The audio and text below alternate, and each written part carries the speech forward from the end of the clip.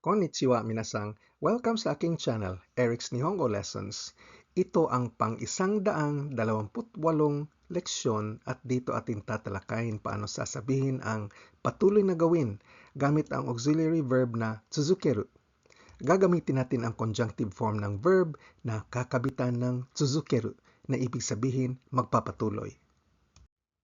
Gamit ang suffix auxiliary verb na tsuzukeru, pwede tayong gumawa ng mga compound verbs kagaya ng tabe tsuzukeru, patuloy na kumakain. Aruki tsuzukeru, patuloy na lumalakad. O chumon shi tsuzukeru, patuloy na umu-order. Chumon shi tsuzukeru. Ang formula ay conjunctive form ng verb kakabitan ng auxiliary verb na tsuzukeru na ibig sabihin magpapatuloy. Paano ba buuhin ang conjunctive form ng verb?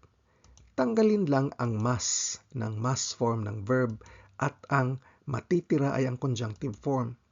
Pero mula dictionary forms ng verbs, pag ichidan o ru-dropping verb, ilaglag ang ru ending.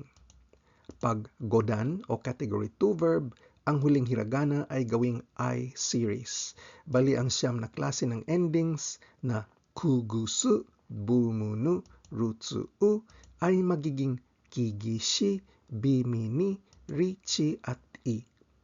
Para sa limang pinakakomun na irregular verbs, ang suru magiging shi, iku magiging iki, kuru magiging ki, at ang aru ay magiging ari.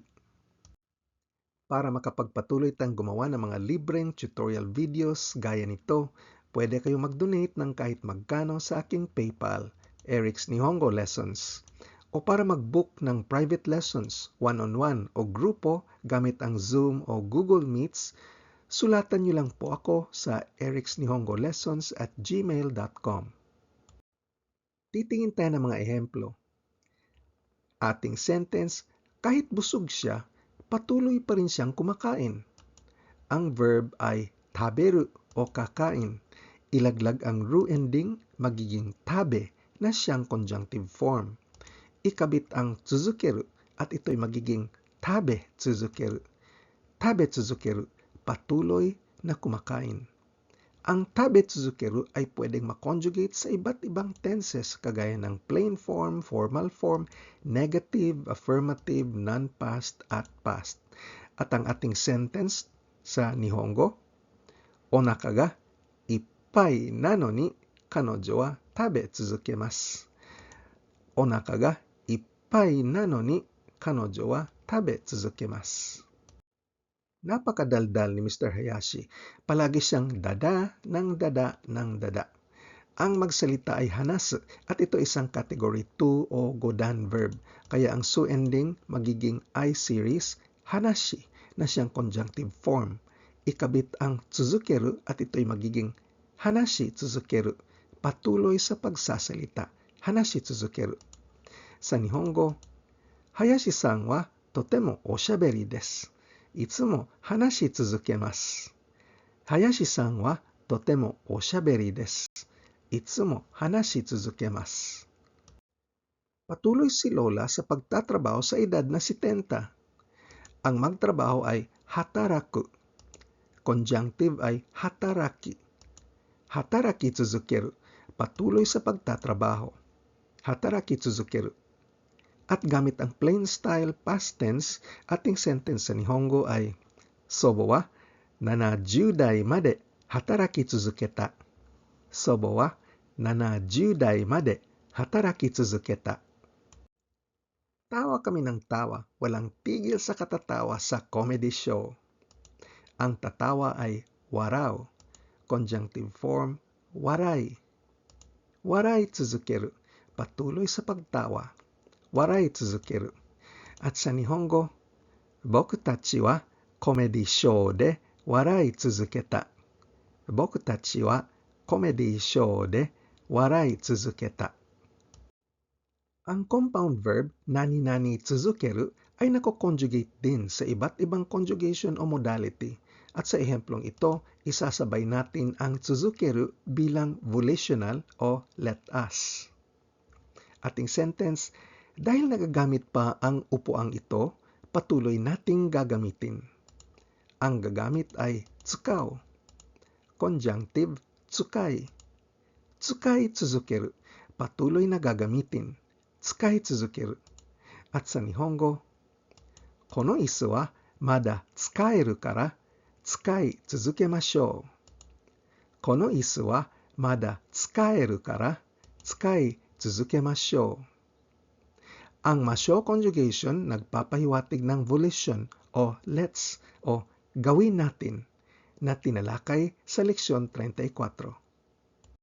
Dahil peligro, huwag tumitig sa araw.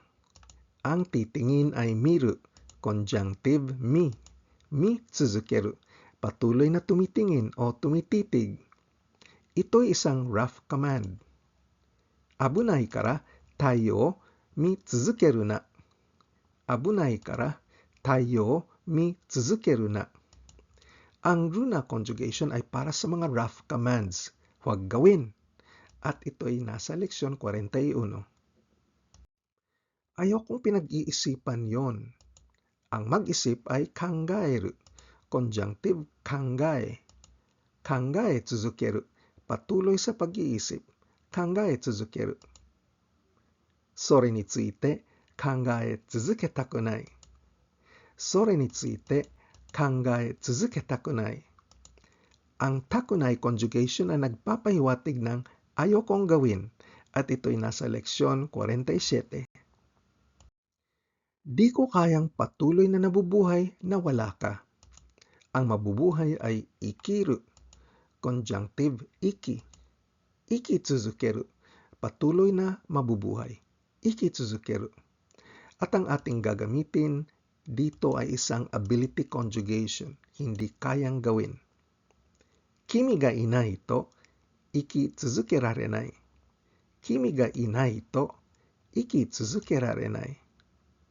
Ang rarenai conjugation ay nagpapahiwatig ng hindi kayang gawin at ito'y ating napag-aralan sa leksyon 57. Kung patuloy kang umiinom, masisira ang atay mo.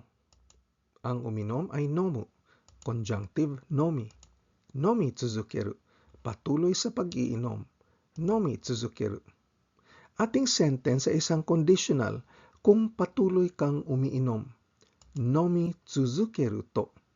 Sa Nihongo, nagai aida nomi tsuzukeru to kanzou ga kowarete shimau.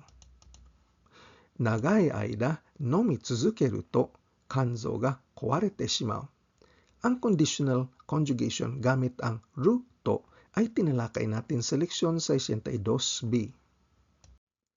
Sumusulat ako ng diary mula'y ako pa ay 12 anyos.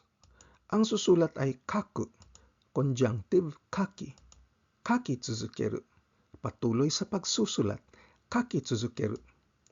Dahil ang sentence ay nagpapahiwatig ng action na nagsisimula noon pa hanggang ngayon, gagamit tayo ng tekuru conjugation.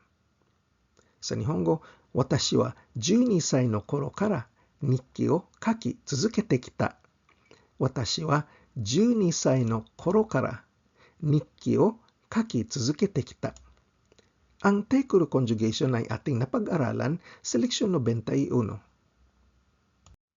Sa donasyon na $10 sa aking PayPal account, may ipapadala ko sa inyo ang listahan ng sobra sa 100 verb conjugations na ating natalakay sa YouTube channel na ito. O kaya padadalang kita ng exercise sheet sa kahit anong leksyon pati ito.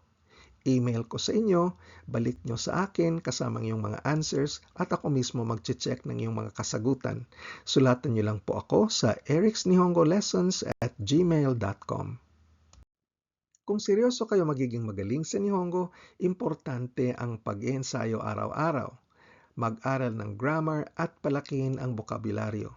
Ang aking buong online course ay makapagbibigay sa iyo ng malakas na pundasyon sa pag-aaral ng Nihongo. Kaya pakiclick ng like, share o subscribe at panoorin ang susunod na video. Nihongo no Benkyo, gambatte kudasai. Ja, mata ne!